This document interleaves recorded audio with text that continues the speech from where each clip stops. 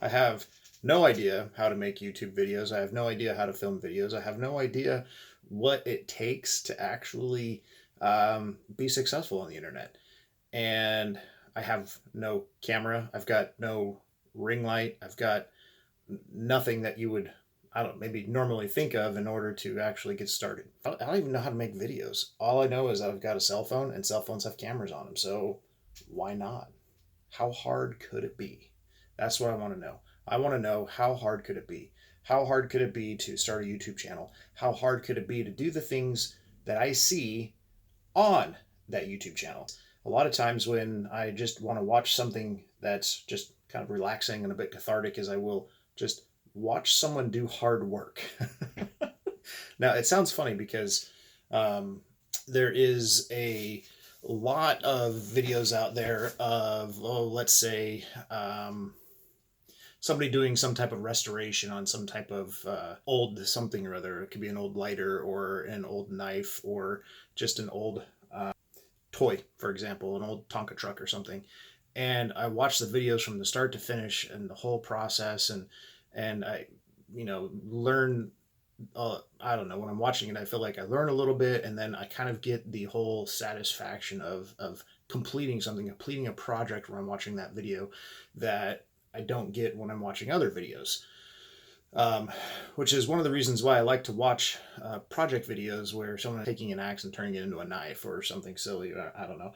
And that makes me wonder, how hard is it? How hard could it be to actually complete some of those restoration projects? And I'll show you what I mean. I'll go grab the shears, and I will, their shears or some either type of garden shears or something.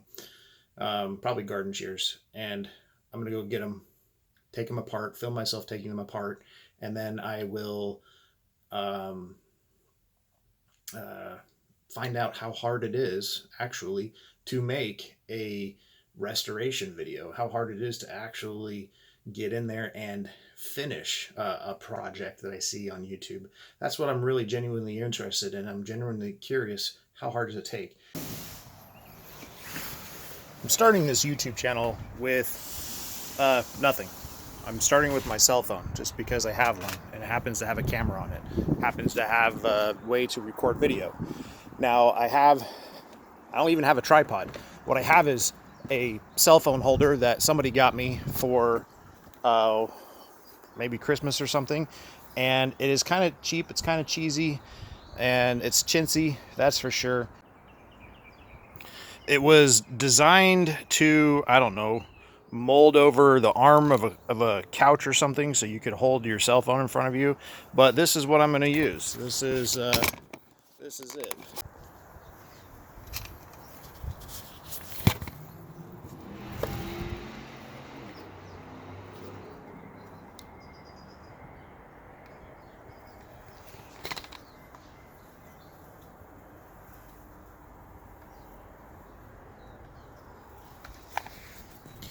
I guess these are just gardening shears. Now I just went and grabbed my angle grinder. I'm going to change out my angle grinder. There's all sorts of different options when you're angle grinding, and I've got all sorts of different options right here.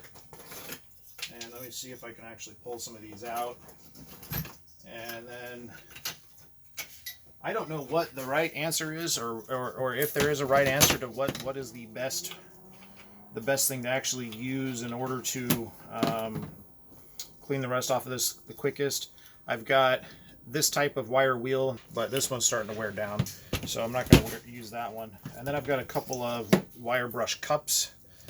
This one is a lot thinner than this one, so I might start with this one. I don't know. But actually, where I think I want to start is with this strip disc. Now this is kind of worn down already. I've already used it for a lot of things, but I think that this is the one I'm going to start with. But even before I get to that point, I need to take apart the shears. And what's the best way to do that? I don't know, but I'm going to guess. So, shears. Let me see if I can't aim this down a little bit here and get... You guys probably don't really want to see me. You probably want to just see what I'm doing here. So there is a little nut right there. It actually came apart easier than I thought. Ooh, I just popped apart. That's cool.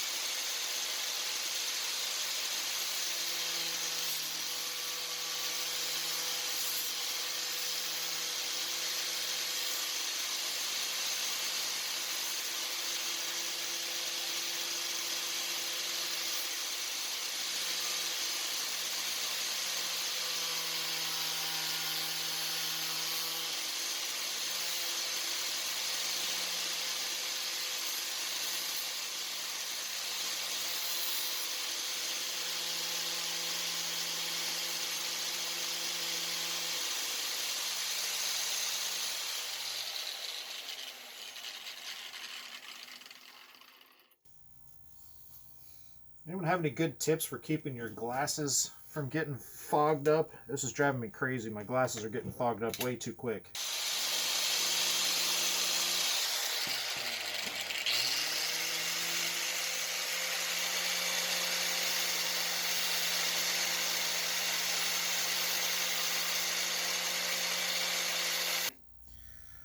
Okay, another thing I just discovered is I'm going to have to figure out what to do with the latch. It's spring loaded. I don't know if I should take this little latch off. I don't know if I'm going to be able to get it back together if I take it off, because it looks like it's riveted and I don't have a way of using a rivet. I don't have a riveter that will rivet that thing back into place. All I can do is try to hold that thing out of the way.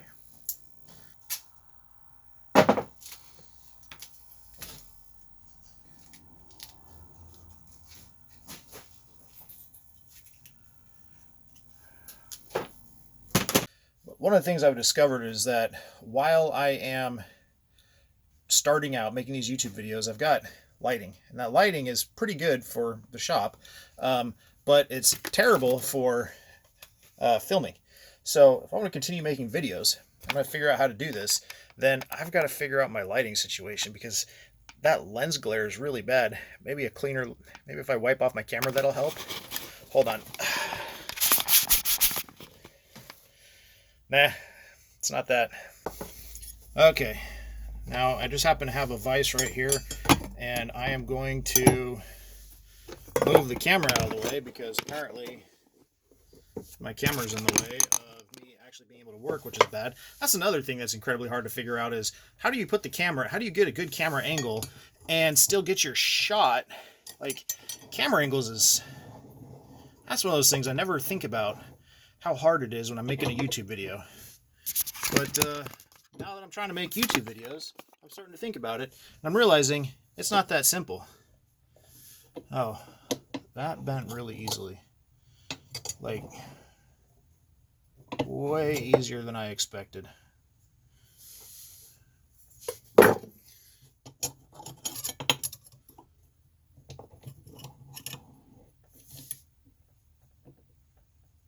So one of the other things that I've just discovered about setting up and making YouTube videos, or making videos in general, is that you have to figure out how to get the shot. And a lot of times figuring that out is not actually easy. Now, I don't have any of the right tools or the right equipment, camera equipment, actually to be able to start doing this. But I will show you what I have. Forgive the tahini here in the background and the pepper. This is my kitchen, and it is normally a kitchen, not a place where I make videos for YouTube. Who knows, maybe it will be soon. But this little thing, like I said, it was designed to actually maybe hang over the armrest of a couch. And the problem is if I don't weigh this thing down, this is just a pot with some water in it. If I don't weigh it down, then this thing will just fall over. But here is my setup.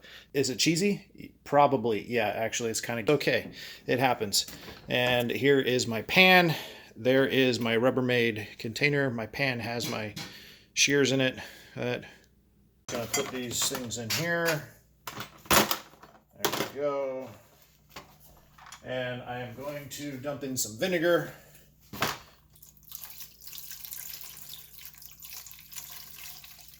think I'm going to put in just enough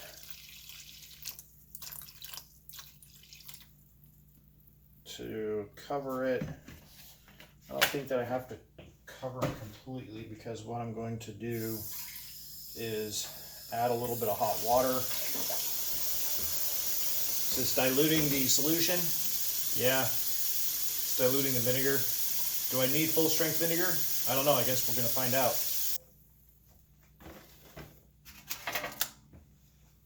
But there we go.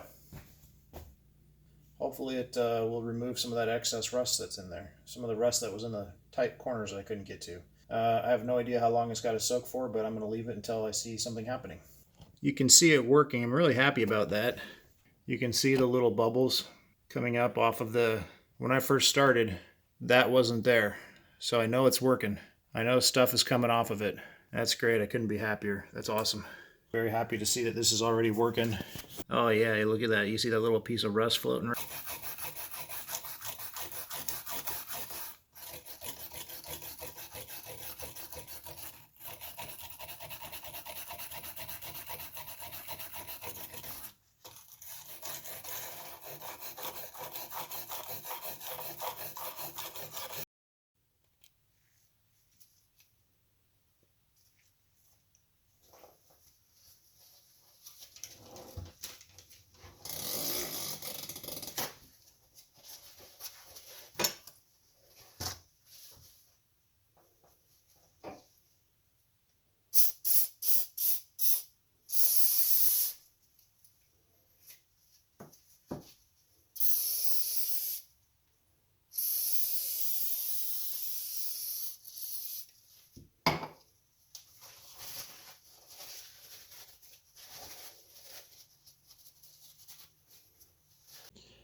One of the most satisfying things to me is watching all of the crap come out.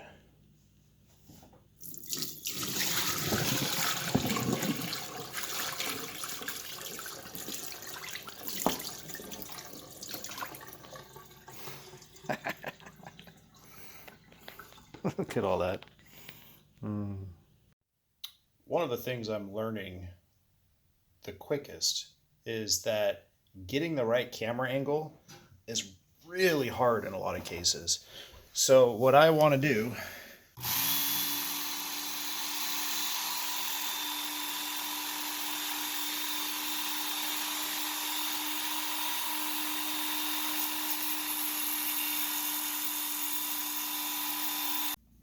Okay. One of the problems I'm noticing with this grinder is that I'm pressing against the soft side of the belt here. See if I can flip this around. I'm pressing against this right here. And as I press against that, it kind of deflects and deforms the belt, and then it causes the belt to only grind against the outside edges of the shears. Now that might be okay because I only need the sharpness to happen right here on the edge of the shears. Well, the inside part of the shears, which is this side right here. This is the actual cutting part. So this is where I need the actual sharpness to be, right on this blade. But I could grind these two until they are perfectly shiny, but honestly, it's a lot of time, and it's kind of a waste of time because it defeats the purpose of what these things are intended for, which is to be used as garden shears. Cutting rose buds and things like that. Okay, one of the things I just did was I changed the angle of the grind on this, so when I use the guides here, it will put the bevel at 25 degrees, which is what that mark right there means. So hopefully 25 degrees is sufficient for gardening shears. I think it is.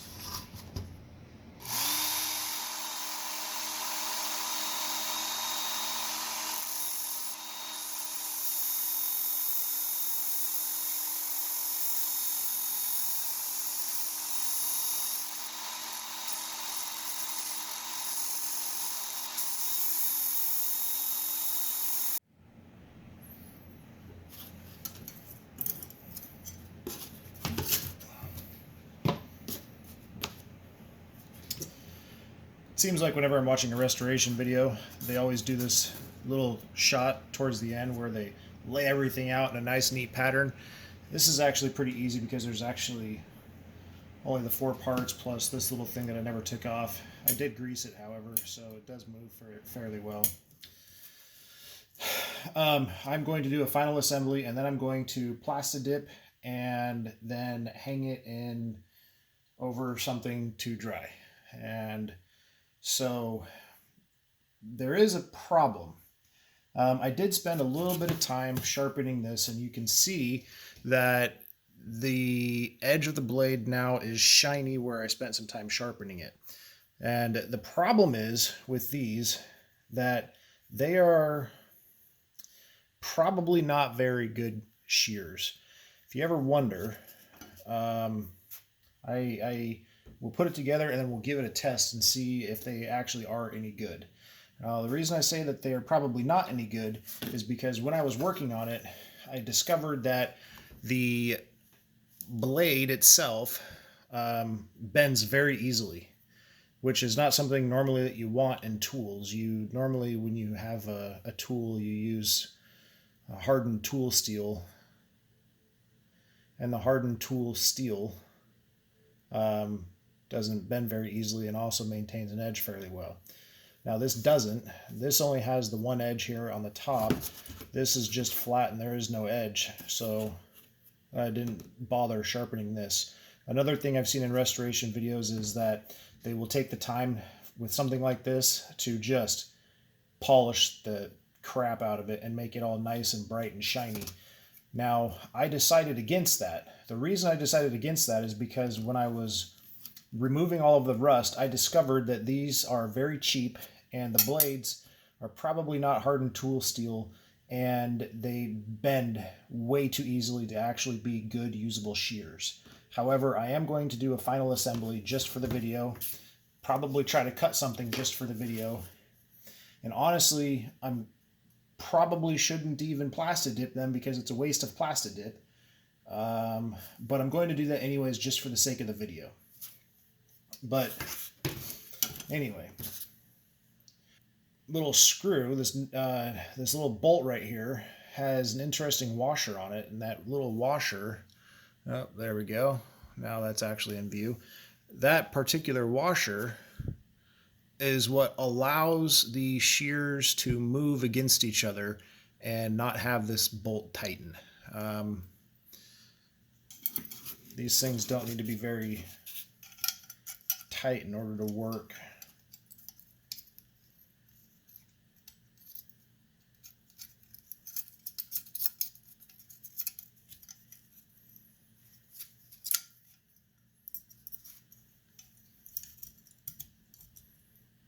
Slide the spring back on, and there you go.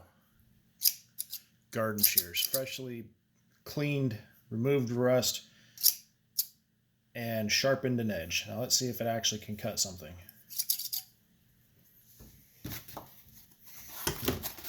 Found this little cardboard box that something came in. I don't remember what was in here, but obviously I don't need it.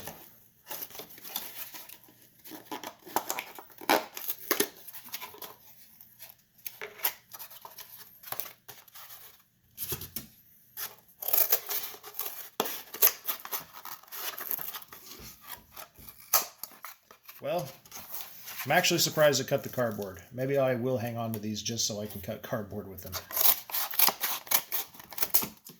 But we'll see. I'll do the plastic dip on them first. But I'm going to disassemble these.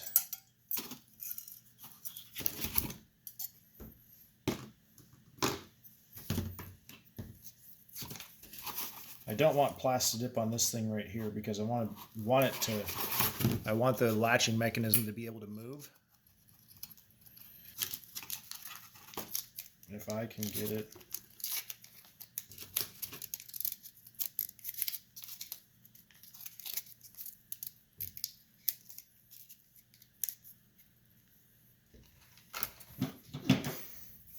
I'm mad at I should plastic dip these old needle nose pliers that I have.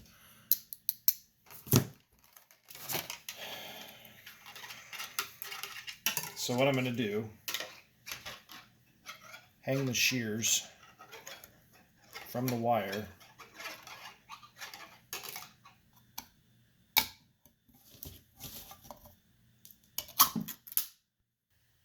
I've got to be doing something wrong. The plastic dip is just dripping off. Do I have to mix this first?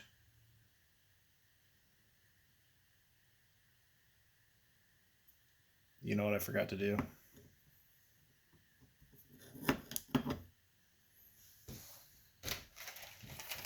More wire for hanging.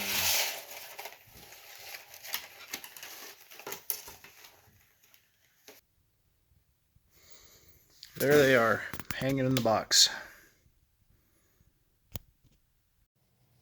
Well, here they are. I finished the final assembly, finished the plastic dip. The plastic dip came out okay, and I think that these probably would work to cut some small twigs, small branches if you were trying to trim a rose bush or something. Definitely works for cardboard. But yeah, in the future, if I ever find a pair of gardening shears that look as bad as what these did, I'm going to throw them away. Probably not worth the restoration. And that being said, I don't think that restoration videos are necessarily my thing. Anyway, but that's that for now. It was a very good learning experience. I was able to learn a lot of things, especially when it comes to filming, and I found out exactly how hard it is to film a video making restoration. I found out how hard it is to make a restoration video. That's exactly what I set out to do. Turns out the most difficult part of the entire process is not the actual restoration of the tools. It's not that at all. In fact, for me, that's easy. I knew to remove mechanical rust. I was experimenting a little bit with the different types of like wire brushes or different type of stripper. And then instead of like using a Dremel or something to get into all the nooks and crannies, I just decided to soak it in vinegar, and that came out okay. I sharpened the cutting edge on here, and that came out okay. They are not as bent as they were, and I'm not so worried about them bending. I was worried about them not being hardened tool steel, but I'm not worried about that anymore because they are not meant to be super high end fabric shears. And I think that they will do the job. Anyway, subscribe, like, share, and we'll see you next time where we find out how hard it could be.